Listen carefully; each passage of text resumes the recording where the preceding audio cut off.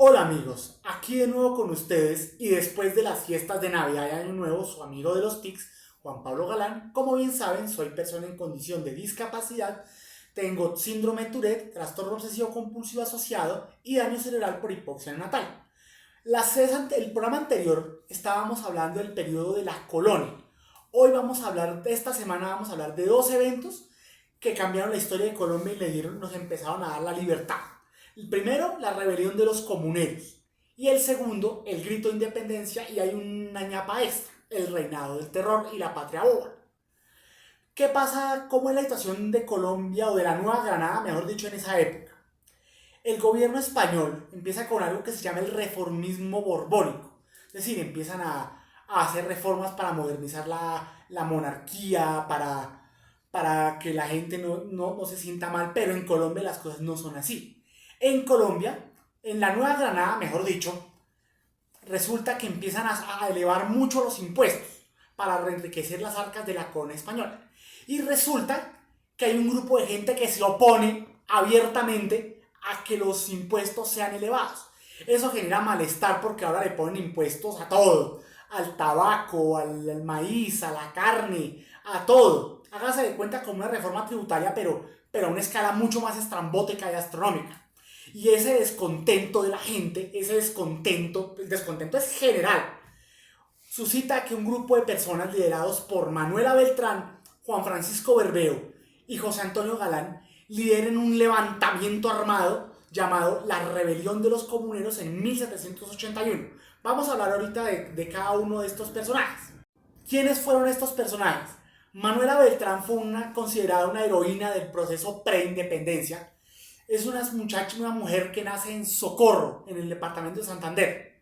Y se hace famosa porque a los 58 años, cuando clavan los impuestos, cuando pegan el edicto en que aumentan los impuestos, Manuela Beltrán va a ir al edicto y lo va a rasgar por completo, en un acto de total desafío a la corona española.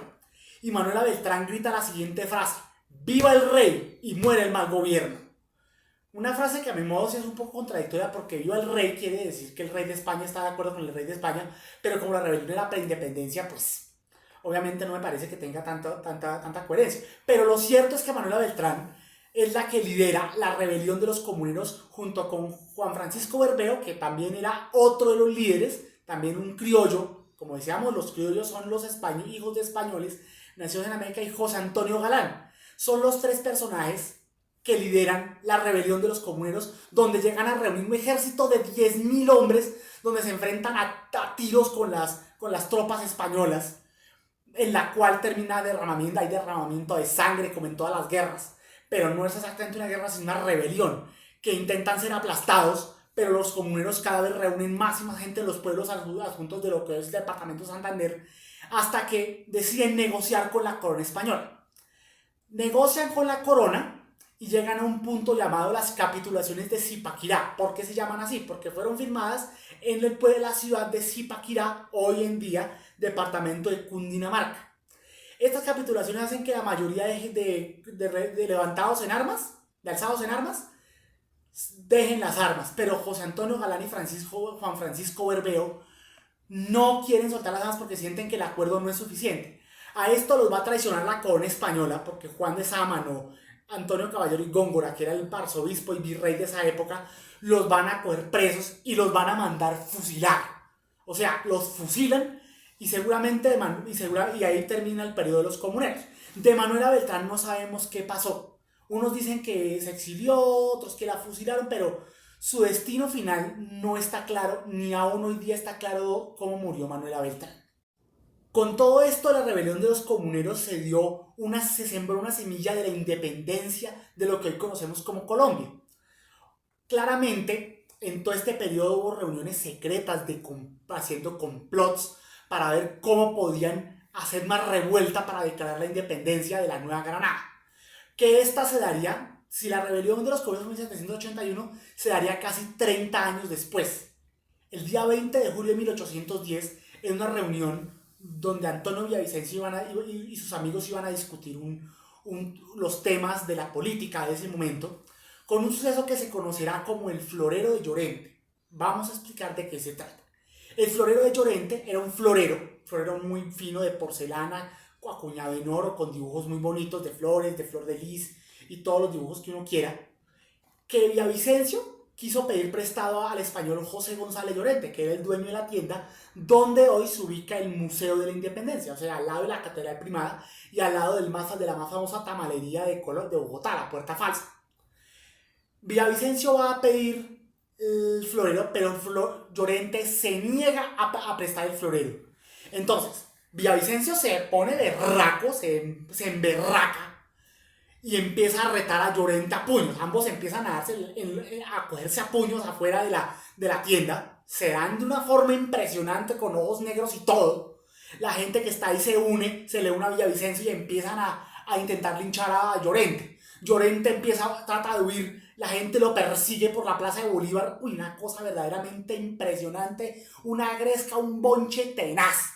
En el que Llorente se disfraza de mujer para tratar de salir corriendo, pero lo pillan y lo persiguen y lo echan. Y se arma la revuelta donde la gente empieza a gritar: queremos independencia, queremos independencia. Ese suceso es lo que marca el grito de independencia de Colombia, del cual este año se van a cumplir 113 años. Obviamente, claramente, en ese periodo la gente se revolucionó y empezaron a crear una junta de gobierno independiente. Y ahí, después del grito de la independencia del florero de Llorente, comienza el periodo conocido como la Patria Boba. En la Patria Boba empiezan a tener rivalidades con la corona española, y la corona española dirigida en ese momento por el rey Fernando VII, que por cierto, cabe notar que en esa época Fernando VII estaba invadido por Napoleón. Fernando VII empieza a enviar tropas para tratar de reconquistar la colonia, la Nueva Granada que se estaba independizando. Como bien les decíamos, la Nueva Granada era lo que componían Panamá, Ecuador, Colombia, Venezuela, un pedazo del Perú y un pedazo del Brasil. Entonces, pues, al enterarse de que la gente está revolucionándose, de que están queriendo independencia, Fernando VII le encarga a Pablo Morillo, un general famoso que en España es considerado héroe, la reconquista de la Nueva Granada. Y empieza un régimen que se llama el régimen del terror, donde en ese momento la gente está prohibido independizarse, porque ya la revolución tiene que aplazarse porque la corona exige sus colonias. Vamos a hablar de otros personajes que vivieron este periodo: Caldas y Policarpa Salabarreta. ¿Quién era Francisco José de Caldas? Francisco José de Caldas nació en 1768 en Popayán, la ciudad blanca, porque la ciudad es conocida por sus edificaciones blancas. Era un astrónomo, ingeniero, político, biólogo, escritor, botánico, que participó activamente, paralelamente con Mutis, en la expedición botánica, pero también participaba en política. Obviamente, él fue uno de los precursores de la independencia. Él se reunió con muchos de los líderes, con muchos de los próceres, de los que llamamos ahora los próceres. Aparte de su trabajo de botánico, porque como en la expedición botánica él ayudó a clasificar miles de plantas, él estudiaba las estrellas, las constelaciones, los planetas. Hasta ese momento, cabe notar, se conocía hasta el planeta Urano. Neptuno no era conocido, no se sabía que existía Neptuno. Caldas participa en el grito de independencia y se reúne con todos, y los españoles lo declaran enemigo número 1 de la corona. Ahí por lo menos Caldas es apresado. Caldas es encarcelado en lo que hoy es la Universidad del Rosario, la sede del centro. Arriba, si ustedes van al segundo piso de la parte antigua de la universidad, de la parte colonial, van a ver un letrero que dice que en este lugar, que donde es uno de los salones, fue encerrado Francisco José de Caldas y por las escaleras bajó para ser fusilado. Caldas, como les decía, es fusilado por tener ideas independentistas. Y otro personaje también en 1816. Caldas es fusilado en 1816. Luego viene Policarpa Salabarreta, nacida en Guaduas y fusilada en Bogotá. Policarpa Salabarreta era una joven que servía de espía para los criollos que estaban en el proceso de independencia. ¿Cómo hacía el espionaje? Ella simulaba coser, se ponía a coser y paraba a oreja todo lo que los españoles estaban diciendo. Sin que se dieran cuenta, ella le traía la información a los criollos. Y eso fue un trabajo muy bien hecho. Por eso Policarpa es una de las heroínas o la segunda heroína de la independencia y del proceso de la independencia. Mientras los españoles hablaban, ella paraba orejas, escuchaba todo lo que decían, le decía, porque ella era una espía. El objetivo del espía es que se cuele en una reunión enemiga sin que lo vean. Pero Policarpa es descubierta. También es encerrada y fusilada a la edad de 22 años de edad en lo que hoy es el Parque Santander, frente a lo que hoy es el Museo del Oro. Allá Policarpa prefiere que la fusilen no con los ojos cerrados, con los ojos abiertos, para que ella vea cómo muere. Y Policarpa efectivamente es fusilada con tiros de mosquete. Entonces, Pablo Morillo creyó que con ese punto iba a tener la rebelión controlada, pero no fue así.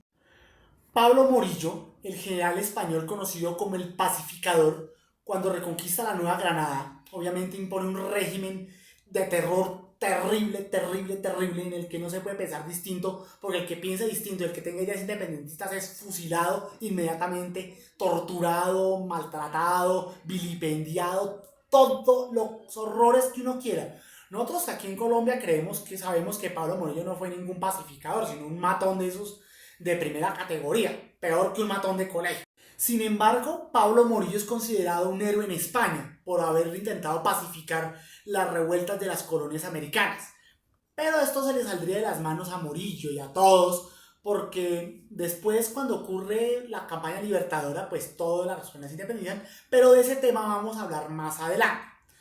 Morillo, definitivamente aquí en Colombia es un matón, un asesino, un ser cruel, despreciable, mientras que en España es un héroe.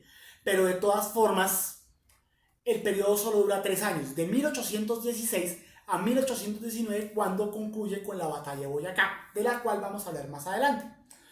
Bueno amigos, no siendo más y entrando en calor, en efervescencia y calor del tema de la independencia, como bien decía Caldas, los dejo. No olviden, la próxima semana vamos a hablar de la campaña libertadora de Simón Bolívar, de Bolívar y la campaña libertadora. No olviden suscribirse a mi canal, hacer clic en la campanita para las notificaciones. Un abrazo fraterno y hasta la próxima.